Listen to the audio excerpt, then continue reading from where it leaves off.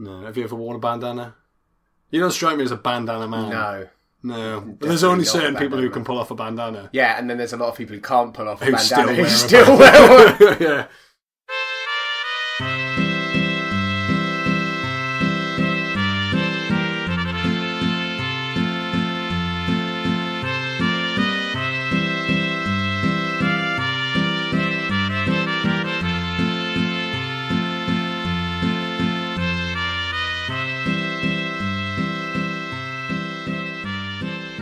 Hello and welcome back to the Space Jam Continuum, the show where we try to make a cohesive cinematic universe out of something that was never meant to be one. I'm Chris McLennan. I'm Carl Noble. And we've got a cavalcade of characters this week. We really have. It's a good mixed bag. They've got it's enough, just full of different characters. We've got enough different people now that it's like...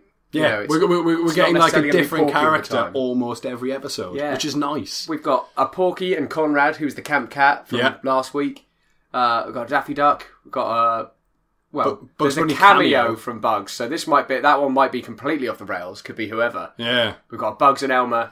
We'll finish off with a cheeky Two Curious Puppies. I do like the Two Curious You do. Puppies. It It really does. And to end on that, that could make up for the, Porky, potentially Daffy, and, which way they're going to go, because it depends which Porky we see. It makes you want to come back and do it the next week, when you just get a little upper at the end. It's just like, that made me feel better. It in no way contains any blackface or racial slurs. I mean, that's the good thing about having a multitude of different characters now, is if we were still just full-on Porky heavy, like, this would just be a real chore.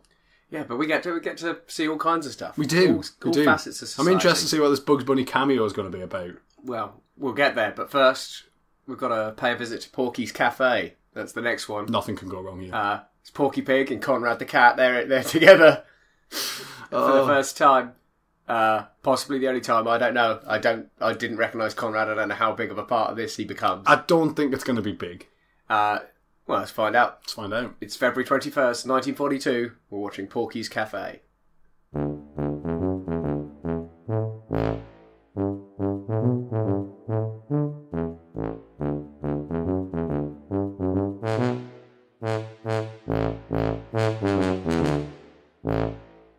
So, Porky's Cafe. Yeah, first things first then. We need to work out what Porky's going on. Yeah, right. But what I'm thinking is that's clearly not Despot Porky, because he's a waiter in a pink jacket in Porky's Cafe. It was a very pink jacket. Yeah, but I'm thinking that was a later edition, because the original black and white, who knows what colour the jacket was supposed to be. It was supposed to be orange. But the jacket was... Just a quick sideline then. Do you believe that the Tooniverse existed in black and white and then became colour? Oh, that's a good point. Or did the portal technology up its game? I don't know. I mean, because it would be a shock for them if they suddenly... Unless it was like Pleasantville. I don't remember that film very well. Okay, well, everyone was black and white and they turned into colour for various different reasons. But it would be a shock. Wouldn't it? You'd be like, doop-a-doop-a-doop. Oh, fuck me, that's yellow. I don't even know what yellow is. I'll call it yellow. I call it yellow. As long as we all agree that that's yellow, we're good. Yeah, I don't know. I think that's a big question. But also, it sort of went backwards and forwards between colour and black and white. So it's like, was it just each day they'd wake up and go, it's a colour day? Yeah, let's put on this jacket because it looks snaz. Yeah, I don't know. The clothes were more expensive. Like you've got your sort of your black jacket, which you wear real standard most days, because you know what colours that's going to be when you get up in the morning. Whereas your pink and the orange and your yellow one, you don't know. It's like, is it going to be? That would go a little way to explaining Porky's chosen garb. It's uniform, isn't it? That's uniform. He didn't choose that. It's Porky's Cafe. Yeah, but this is my point, right? I don't think that's Porky. I think what's happening is Despot Porky has got wind of the assassination attempt. Yeah. So he's presumably Porky's Cinema. Yeah. So he's now hiring lookalikes. Diminutive pigs. Yeah. To work in... To work in his various Porky establishments to be the target. So when a hitman gets one, they're going to think, oh, brilliant, we've killed Despot Porky, until he does another big speech or whatever. Until he does another rally. Yeah. Who knows? But I'm thinking that they're like...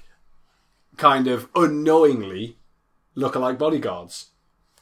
I could roll with that. That's what I think's happening. So I think the portal is trying to hone in on Porky, and it's going, oh, well, Porky's cafe, look, there's a pig, that's probably Porky. And what I think will happen at some point, Despot Porky's going to get killed off, and one of these other Porkies is just going to kind of step up, but not into like in the dictatorial role, but just into his cinematic role. I could That's what I think's likely to happen. Yeah. I think you're going to get some clever Porky who's thinking, oh, well, I'm not just being your normal bodyguard, I'm just going to be you. Yeah. But a nicer version. Good thinking. That's what I think is going to happen. So we'll have to watch more and more to find out. So also Conrad was there. He was making pancakes. Yeah, he wasn't a big part of it though. He didn't talk a lot. Yeah, he was in the building. Yeah. He was making pancakes. Yeah, with an ant in.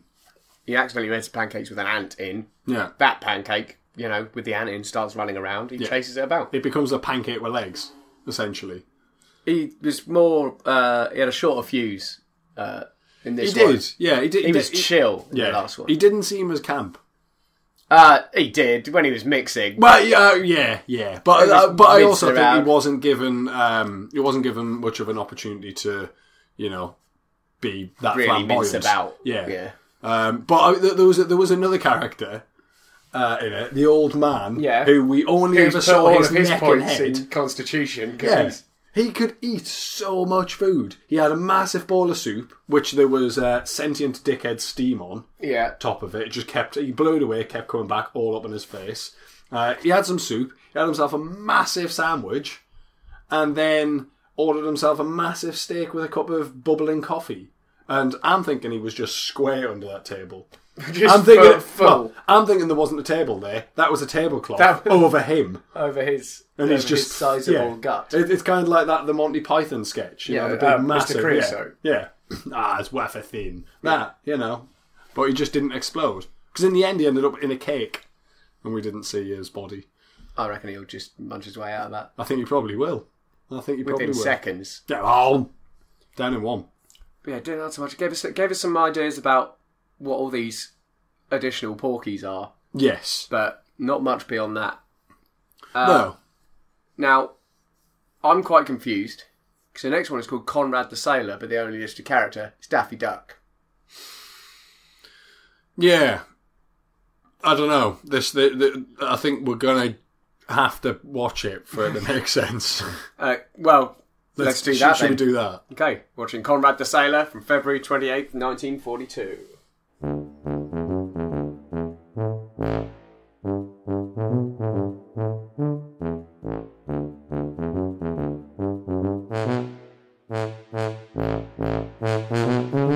He was in it. It was definitely in it. But also, there was a lot of hymns in it. Yeah. So I'm thinking Conrad the cat is a species of cat. I don't know. Or his whole family was on that boat. I'm thinking about it, there hasn't often been much of a mix on any given ship before. No. The most of a mix we've ever seen is when Porky was on a ship full of dogs. Yeah. It was just a ship full of cats. Well, maybe that's it. Maybe they can't put dogs with the cats. Maybe it's like one of those puzzles where you cross a river with your fox and your grain. And one of them's the farmer. I'm thinking it's probably going to be Daffy. Maybe. But yeah. It was all cats on that boat. They all look like Conrad. Yeah, Conrad looked a lot more like Conrad. Except the Admiral or whatever it was. But what that did make me think is Daffy was on the boat. He clearly was part of the Navy. Because he stopped and saluted every time. Every time he stopped and saluted. I think that was just to blend in. I don't think...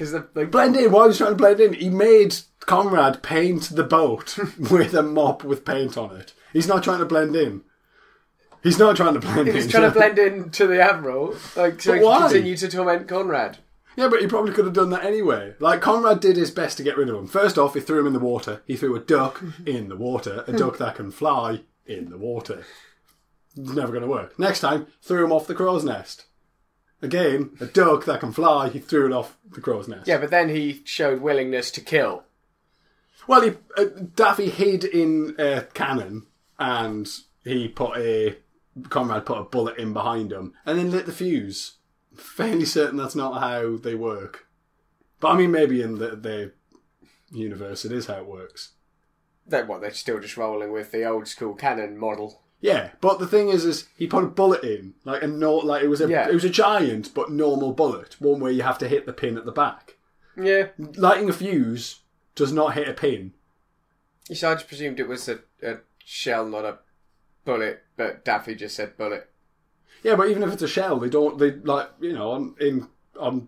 charge is part of the... Yeah, it's part of the shell. Yeah. They don't use, gunpowder and wadding anymore. Well, Conrad's old school. Yeah, he evidently is. But it just seems that he loaded the wrong thing into the wrong gun. I'm thinking they've got guns that take shells and guns that take cannonballs. And he just did the wrong bit with the wrong thing. He's just mixing it up a bit. He is. He's a mixologist. But needless to say, it didn't kill Daffy. Well, no. They ran around. Bullet was sentient probably because Conrad put a load of gunpowder behind it and blew it up. But even the shells saluted the Admiral as he went past. Stood and vibrated. But yeah. He hasn't got hands, so that's probably the best it can do. Yeah, I think this is where Conrad's camp nature came from. Potentially. Now, the opening scene was very suggestive. Yeah, there was a lot of, sailor boys singing in close harmony and polishing big guns. Yeah, sitting on them and polishing their guns. Yeah. It was very suggestive. And, as we've witnessed before, Conrad is, he's on board with that kind of thing. Yeah, he likes to real mince it up. Yeah. But it works for him. Because I think this was probably... Do we think Conrad's gone on to join the Navy, or do you think this was... I'm thinking... From when Conrad was in the Navy? No, I'm thinking it's national service. I'm thinking they're calling people up. I guess so, about that time. Yeah, I think they're starting to call people up. So I think we're going to start seeing people like, the characters we know in more military-esque roles.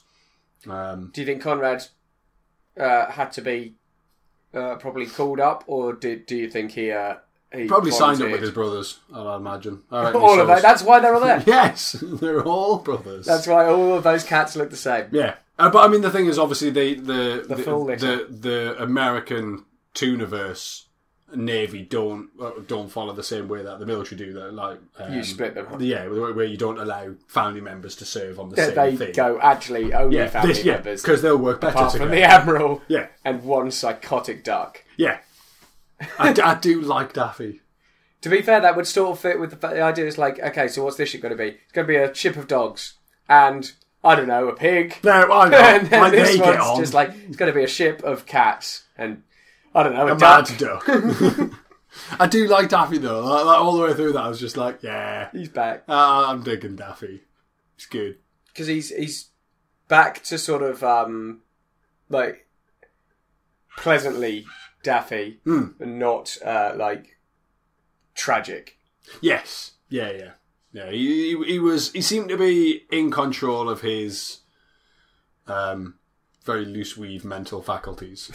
Yeah, he was having a great time. But what this does lead us to now, this episode, is the Bugs Bunny cameo. I'm interested to see how they're going to do this. It does. Also, we're remaining at sea. There's something called Crazy Cruise. And Bugs has a cameo. But is it going to be like that Porky Pig cameo where it was just like a cardboard cutout of? Possibly. So I think someone's like maybe they're going to be advertising a Bugs Bunny show. Maybe. It's alright. It'll be followed up directly with a Bugs Bunny full-on Bugs. Yeah. That'll be alright. Should we get on with some Crazy Cruise? Let's watch the Crazy Cruise from March 14th, 1942.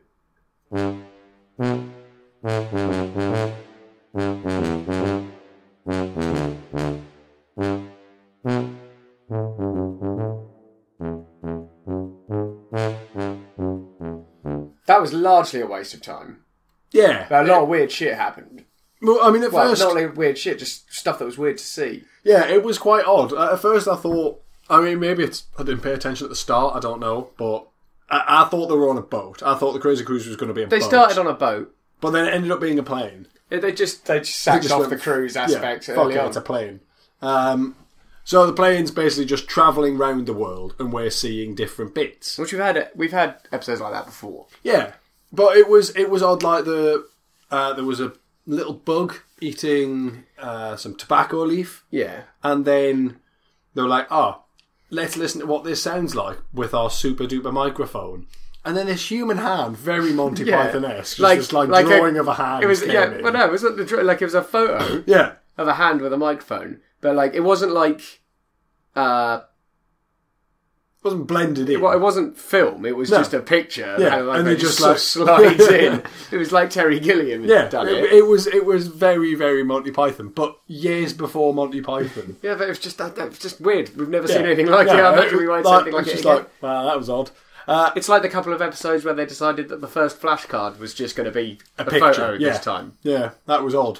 Just for 2 episodes. We haven't seen that shit. Yeah, we haven't seen that since.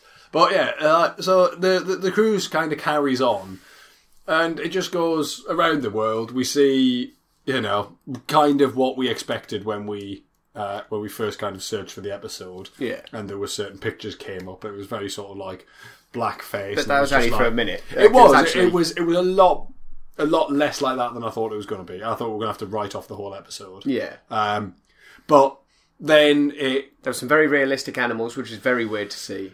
Yeah, but what made it weirder wasn't the fact that there was realistic animals. It was that their favourite watering hole, and what I can only assume was the parent of the baby zebra was holding the zebra up, but it wasn't like a cartoon-esque zebra. It was like a very zebra-looking zebra holding the baby zebra-looking zebra up to the water fountain in its hooves. I don't know how it works. Nor do I.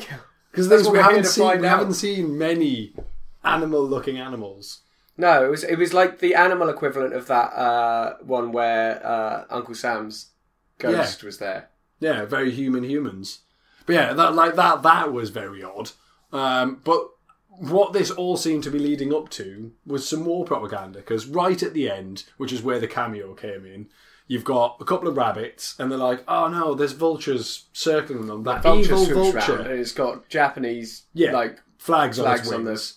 So it's obviously dive bombing, and then the rabbits run off into a bush. The bush opens up, and then there's anti-aircraft artillery, and they're firing them. And then Bugs turns around. It wasn't Bugs before. I don't know if he turned up. No, it wasn't. But he's there. He's got his little tin hat on. Yeah. And he goes thumbs up, Doc. Yeah. And then the portal closes on his ears, and they're in the V for victory. Yeah. So it was just like all of that was leading up to Bugs just giving us a thumbs up. Yeah, some war propaganda. Now, I've seen no evidence, really, that the Tooniverse is at war at this time. Obviously, we know that in our universe, it is. We're very much at war. But do you think they have a mirror war, or do you think they just showing their support? I mean, I think it's more that they're showing their support, because the thing is there is no. Because they're part of a government agency. Yeah, so or at least yeah. That's I'm thinking that they don't have the antagonist.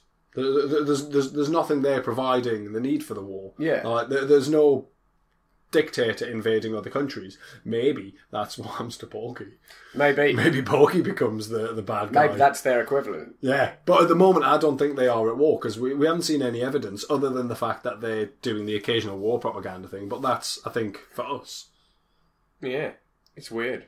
It is very weird. But, what can you do? Yeah, I mean, there were some other chuckles and bits in there, but they don't explain much. They have stealth technology. Yes, yeah, very much so. So, maybe hook us up. Yeah, but I'm thinking there are certain things they're not allowed to give over, or maybe they just don't translate. Like your Prime Directive. Yeah, there is. Either that, or maybe it just doesn't translate. Maybe they've got invisible paint, and we know we don't have invisible paint. Yeah, and we know they get stuff like, a hole you can just throw down and stuff like that. Yeah, and that doesn't... That would be great in wartime. Yeah, exactly. Because you could hide people in it, maybe. Yeah, but also, none of this, let's dig a foxhole. Yeah. You just go, there it is. Dug, done. The two of us could have saved a lot of lives. I imagine they've probably got tartan paint. They've probably got left-handed screwdrivers. They've probably got a long stand. I'm thinking they've got these things, but they don't work here. I hope that they've got that and they just couldn't give it to us because it would violate the Prime Directive. Yeah, well, I'm hoping it is a Prime Directive thing and not that just the physics doesn't work. Although then him giving a thumbs up to us through the portal would still violate the Prime Directive, so it has to be a little different. Yeah, like, yeah, that's basically true. They shouldn't be able to interact with us in that way. They should be keeping a low profile. Like maybe it is just a physics thing. Maybe it's just that invisible paint just doesn't work over here. I hope we get to find out. I hope so too, and I'm sure when they're full on Acme era.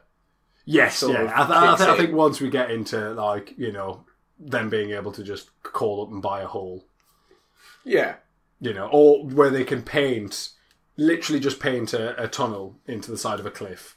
Yeah, all of these would be really helpful. Very useful. That's why their sorting infrastructure's just fine. And everyone's got... Well, yeah. Because they don't need to spend any money. No. And we need to build a tunnel. Okay. There you go. Paint. Yeah, it takes 20 minutes and 2 pots of paint. And any fucker can do it. Yeah, exactly. There's no complicated machinery needed.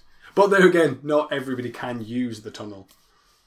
As we find out with Wile E. Coyote and stuff. Only some people can use the tunnel. That's odd. Yeah, I don't want to talk about that now because I'm not there. No. But that's going to annoy me until Wile E. Coyote and I just thought I'd bring that up. Okay, let's get a classic format. Let's do it. Episode with one minor adjustment. It's Fat Elmer. It's our old friend Fat Elmer. He's back.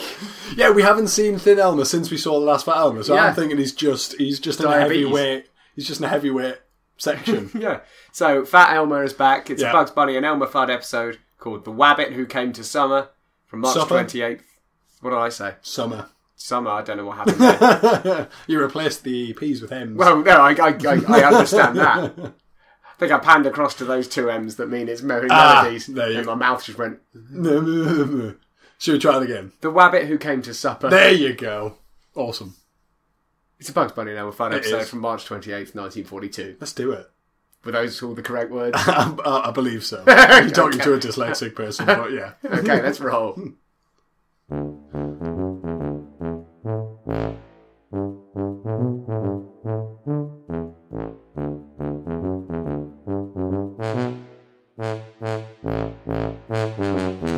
He's back to his old tricks. He is. He is winding up Elmer, who's looking fatter. You see, I think he's not looking overall fatter, but I think he's actually lost a bit of weight in the body, but his face is still fat. And so he's jowly. Yeah, he is. But hopefully this will be the road to success for him, because he's out and about.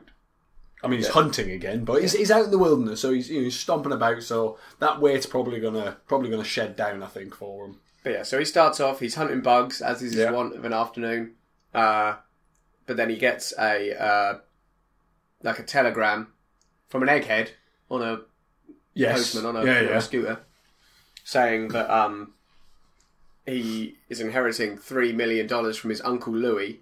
Now that raises questions in and of itself, of course. But we'll get back to that. The caveat is that he's not allowed to hurt any animals, otherwise he won't get a single cent. Especially wabbits. And Bugs then, he goes back home, says Bugs is free to do what he wants. Yep. Bugs uses that freedom to go and live in his house and be in the way and demand things of him, knowing that he can't get hurt at all. And the episode cuts on, like a usual Bugs Elmer farce, until Elmer gets another message saying that you've inherited the $3 million, but here's all the tax on it, and it ends up that he owes $1.98. Yeah, the thing is that would go a long way to just to help us describe how the government get all this money. Yeah, if because they basically do that whole, an African prince sends you an email that says got this very important business opportunity. Yeah, but I need this from you. Yeah. So the government does that to people. Just to get £1 or $1.86 out of them all, Yeah. Yeah. But they just do that everywhere. Yeah, it's a very good way of getting money. But Elmer should have been a bit wiser to this, because obviously Elmer doesn't have an uncle. He doesn't. He's an egg. Yeah, but he doesn't. I cannot. It's easy to forget at this late stage. Yeah, that he came from an egg. He's hatched from an egg. Yeah, but the thing is he doesn't. I think he sees other people having uncles and assume he must have an uncle. Yeah, but he's also not the wisest, because Bugs goes to call Uncle Louie after Elmer hurt him a little bit on Elmer's phone. And went, this Elmer. This is my favourite game. If I'm ever using a payphone, I am doing this. Yeah, he just says to Elmer, he's like, have you got a quarter? Elmer roots around, gives him the quarter, and Bugs just puts it in his pocket. And carries on the Elmer phone. should know. His phone in his house is not a payphone. But it was such a brilliant con on Bugs' behalf. It's like, I want a quarter. It's just like, quite a lot of humour in these things is quite dated. Yes. Occasionally just comes out with something that's just gold. Yeah. And that's gold. It was brilliant. Like, you got a quarter. There you go. Thanks. You can do it all the time. Yeah. You do it at the bar, so you get 10.80. You get 10, it's like, do you have 80p? Yeah. Just put it in your pocket. Yeah. That's going to be quite a big part of my life, I think. I'm going to get rich off small amounts of money from other people. That's my plan. I know. But it didn't raise many questions. Well, I don't know. I mean, because I was for most of the episode, I was assuming that Bugs had sent the original. That Bugs was going to be Uncle Louie. But I mean, I wouldn't put it past him. But what I'm thinking in that episode, though, is that Bugs has a number for Uncle Louie. Yeah. Or at least Elmer must believe he does.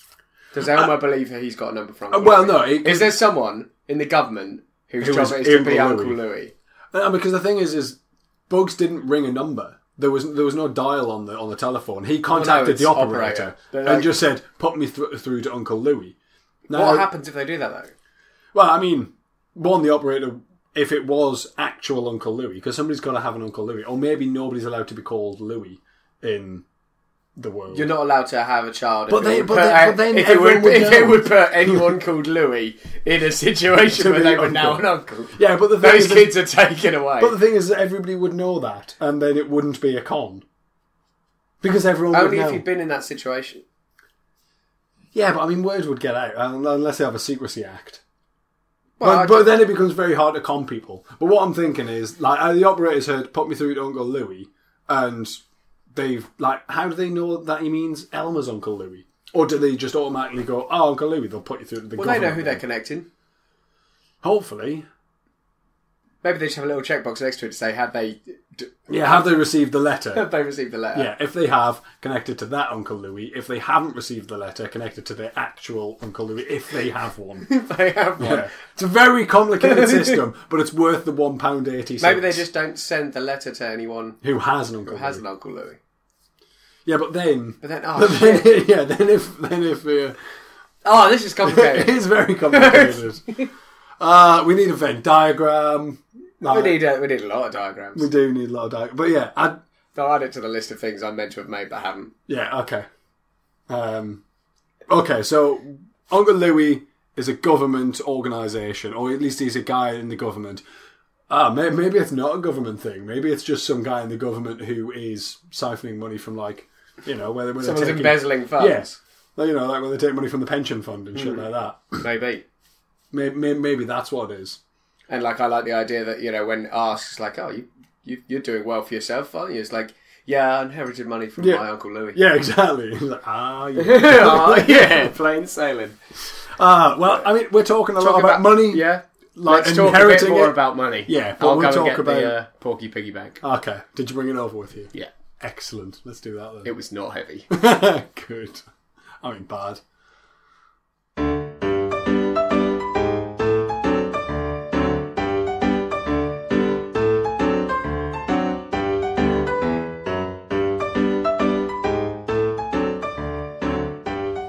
So, we make the Space Jam Continuum for free.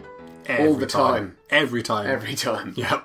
100% of the time, it's free all the time. 100% of the time, most of the time, every time. Every time. Every time.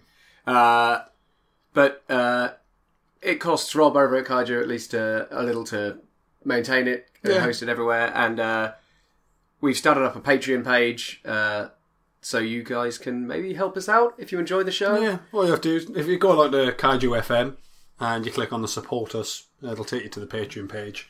And then, just as little as $1 a month.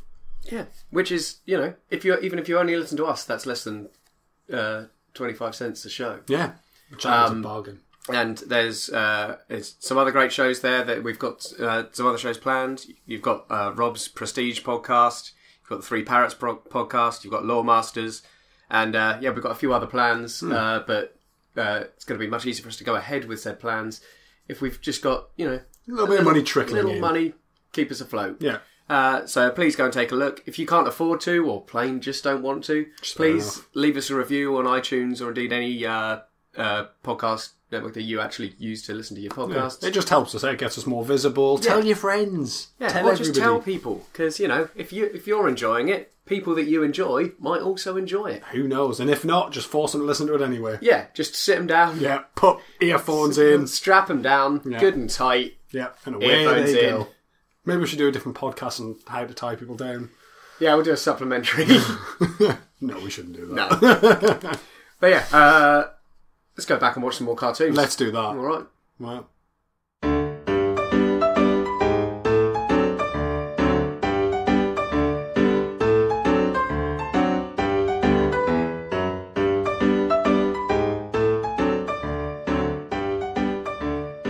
It's your Two Bosom Buds coming up, Cal. It is. I'm really looking forward to this. Two Curious Puppies. And we might have time for a cheeky extra one on the end, but we don't know yet. We don't know yet. It depends how much this Two Curious Puppies episode throws. Yeah, we might end up just talking about it for the next year. We have been known to. We do like to just ramble on. Well, if it's gonna be a ramble on, we better crack on.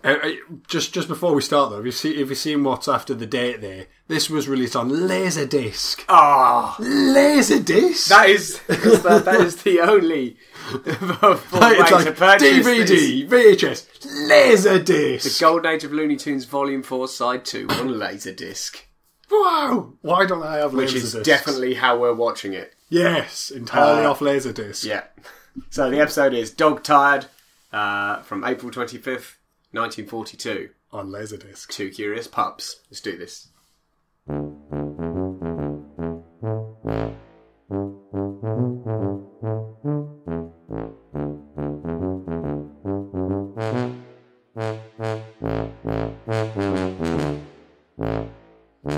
So they're culpable for a prison break now. It would seem so. That hyena definitely got out because of their antics. Because that hyena's been locked up for he's been in every single zoo-based one. The Laughing Hyena. He's been there. Yeah, he's been locked up for a long time. It is possible that we're always just seeing the same zoo. So yeah, I think because most of the episodes have been centred around around a certain city. area. Yeah. So if we saw a zoo in a Sniffles episode, it might be a bit different. Yes. Yeah. Oh, did we not? I think we did, but it was because I think it was a. So we've got to presume that's a different episode. Yeah, much earlier episode. But yeah, so the Two Curious Puppies, they seem to be trying to. Well, they're digging a hole at the start. They're because I'm presuming it's been largely the same bone.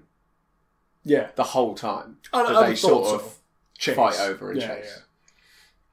Yeah. We got a glimpse into why the larger of the two sort of chops and changes style so much. At the very start there, he very nearly got killed. Done in by a motorcycle. Yeah. And dogs do not have 9 lives. No.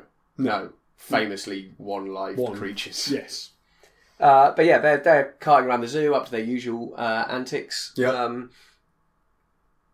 There's the Laughing Hyena, there's the Stork. The Stork, it looked like it was going to play a part in the whole thing. It just didn't really. Yeah, it was there to be the butt of many gags. Yeah. Is what it was. It was fodder. Yes, exactly. There was a hippo. A hippo, yeah. Kangaroo.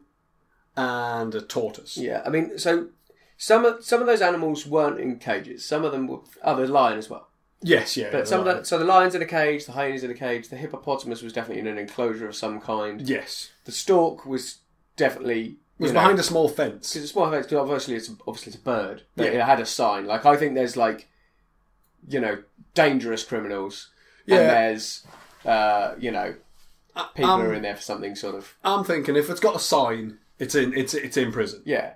But if it hasn't got a sign, it's not in prison. But they're just there to gawp at stuff at the zoo. Yes. Yeah. Yeah. Because that, as discussed in previous episodes, that's the real humiliation, being sent to prison. Yeah, being used as a and no matter how sentient you are, you can't act it. You have to be the animal. You have to be the animal. Yeah. But they're chasing the bone around. By the end, they wound up sort of all dizzied up in the kangaroo's pouch. Who's out of the cage? The hyena. With the bone. He seems to be real happy and chummy with the two curious puppies. Yes, but that's because he needs to be harboured. Yes, and he's hoping they're going to do it. But I think he's basically gone for, if I'm going down, you guys are going down with me. We're all in this thing together. I think he's picked two of possibly the worst accomplices people you can have with you, because they're going to get him into all sorts of mischief. It's interesting because when we were watching it earlier on, there's just animals sort of milling about, and the fact that people can just saunter in. Yeah. And I've never seen a guard. No, I mean, I imagine the zookeepers people can just bring stuff. Yeah. So I was thinking, what stopped there being constant prison breaks? But then sometimes there are prison breaks. Killer. Yeah. Killer broke out of prison. I think what it is that a lot of the animals just respect the law. Despite the fact that they're willing to break it. It's like, I'm in prison now, I'm not going to break it. A very fair cop gov attitude about it. Yeah. I've been caught, okay, fair enough, I did a bad thing, I understand, I'll do my time. Yeah, but this hyena's clearly had enough of it, which is understandable. He's been in there a while. The other animals have been changing around, except the lion. The lion's been there a long time. But he seems a bit broken about it now, the lion. Well, he's probably institutionalised. Because the hyena, he's still having a laugh. Yeah. But maybe that's a fractured mind sort of. I hope he transpires to be sort of a Joker-esque character. Oh, God. Full-on villain. Yeah. But, what I'm thinking is, what did the lion do? What did the hyena do? Because that dog that killed all those people... He's not there. Unless he is. Well, I don't know, we haven't seen him in a while. We haven't seen him in a while. So he might have just been, right. Yeah, that is... I don't know. The thing he had killed, I think, to date, 30-odd. Yeah, I recognise him, though. That's the thing. I've recognised that character. Yeah. Oh, well, I'm hoping he'll saunter in again. Yeah. With his little corncob pipe, just... Murdering people. Going out for a nice little murder. That's what I'm doing. Murder. But yeah, I mean, I don't know that answered much. I'm hoping that... I'm sure he's going to prop up again. What, the hyena? Or the dog. The dog. I reckon the dog that what killed all those people probably will. And I'm hoping the hyena pops up in the next Two Curious Puppies one. That's what I'm hoping. Yeah. I'm hoping it's Two Curious Puppies I think we're going to be waiting a little while for Two Curious Puppies. Yeah, I think so. They don't come along often. But, it's always a nice little pick-me-up when there's a Two Curious Puppies episode. And as a result, I mean, I think we should save the next one for next week. I think so. End on a high. Yeah. We like Two Curious Puppies. Yeah, and looking at the title of the next one. Yeah. That's not going to be us ending on a high, I don't think.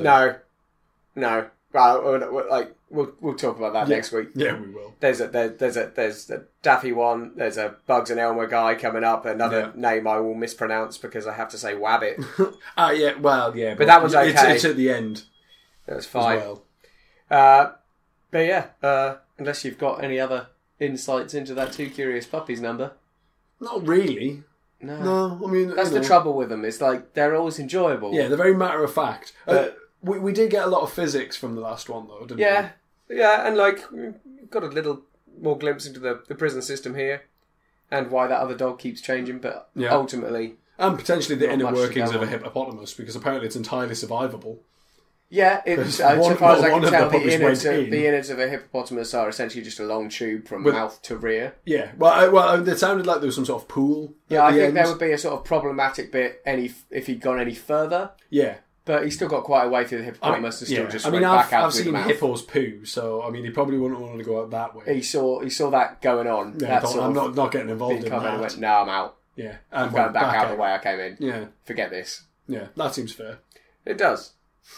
I'd have done the same. But yeah, I think we'll just leave it there then. Yeah, let's do that. All right. Well, we'll see you all next week. Yeah. For some Daffy Duck action, and we'll see where that takes us. But until then, we're done, I think. Bye!